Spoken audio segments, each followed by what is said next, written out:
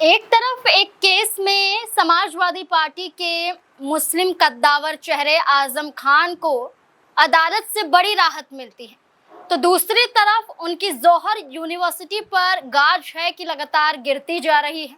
मुश्किलों में जौहर यूनिवर्सिटी है और उसके लिए कोई रास्ता निकल ही नहीं पा रहा।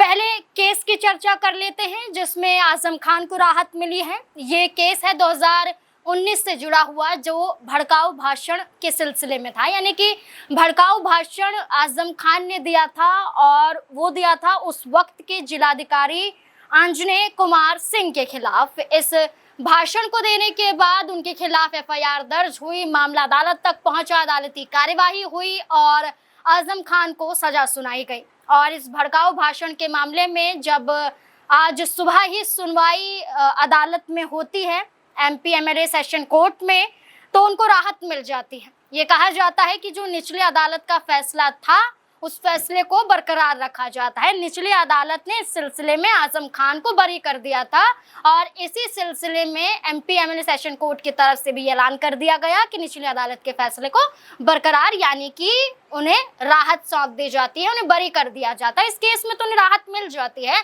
लेकिन दूसरी तरफ जौहर यूनिवर्सिटी से जुड़ा हुआ मामला सामने आ जाता है। ये कहा जा रहा है कि अब कौन सा रास्ता अपनाया जाएगा कि जौहर यूनिवर्सिटी को बचा लिया जाए, क्योंकि 15 दिन का समय दिया था जिसमें से 2 दिन तो खत्म हो चुके हैं।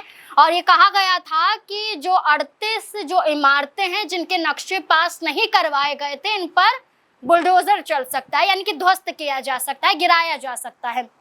अब यहाँ 3 विकल्प निकलकर सामने आ रहे हैं। अब ये देखना होगा कि आजम परिवार की तरफ से कौन सा विकल्प चुना जाएगा। पहला, ये कहा जा रहा है कि जो रामपुर विकास प्राधिकरण है उससे जो 38 नक्शे जो पहले पास नहीं हुए थे उन्हें कंपाउंडिंग के माध्यम से पास करवाया जा सकता है, लेकिन इसमें करोड़ों की लागत लगेगी। और ये कहा जा रहा है कि ये रास्ता तो है लेकिन ये पेचीदा है।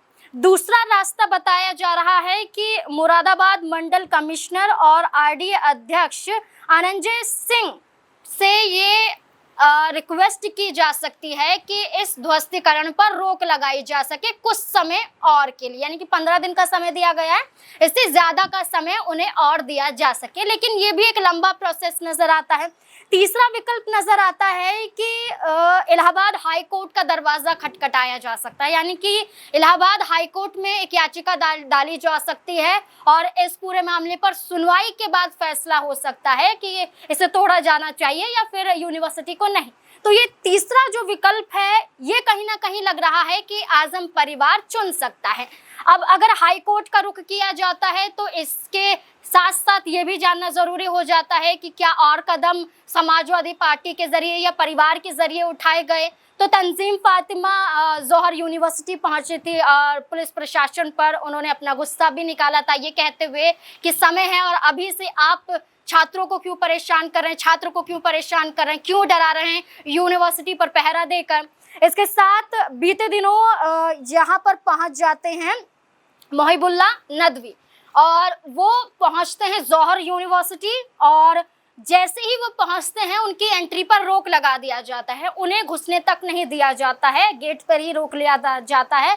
और वहां पर रामपुर के सांसद ये कहते हैं कि जौहर यूनिवर्सिटी के अंदर चलिए, मैं नहीं जाऊंगा क्योंकि अभी छात्र पढ़ाई कर रहे होंगे, स्टूडेंट पढ़ाई कर रहे होंगे तो डिस्टर्ब नहीं करते हैं। लेकिन इस पूरे मुद्दे पर उन्होंने ये कहा है कि राजनीति में कभी भी शिक्षा को नहीं लाना चाहिए। उनका कहना है कि शिक्षा संस्थान विवादों का हिस्सा नहीं होना चाहिए।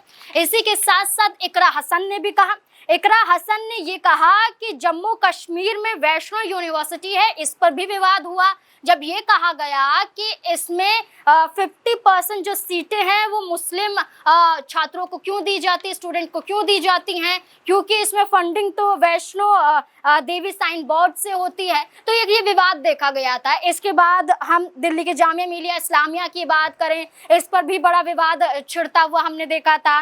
जेएनयू की बात कर लें, अलीगढ़ यूनिवर्सिटी की बात कर लें, तो इकरा हसन ने कहा है कि कई ऐसी यूनिवर्सिटी हैं जिसको राजनीतिक एजेंडा बनाया गया था। अब इकरा हसन ने साफ तौर पर कह दिया है कि जौहर यूनिवर्सिटी हम टूटने नहीं देंगे और मोहिबुल्ला नदवी ने भी ये कह दिया है। अब रास्ता दिल्ली हाई कोर्ट से पहले इलाहाबाद हाई कोर्ट का नजर आता है। अब देखना होगा कि आजम परिवार कौन सा विकल्प चुनता है। समाजवादी पार्टी के राष्ट्रीय अध्यक्ष अखिलेश यादव क्या कदम उठाते हैं, इस पूरे मुद्दे को लेकर आपको क्या लगता है, अपनी राय कमेंट सेक्शन में जरूर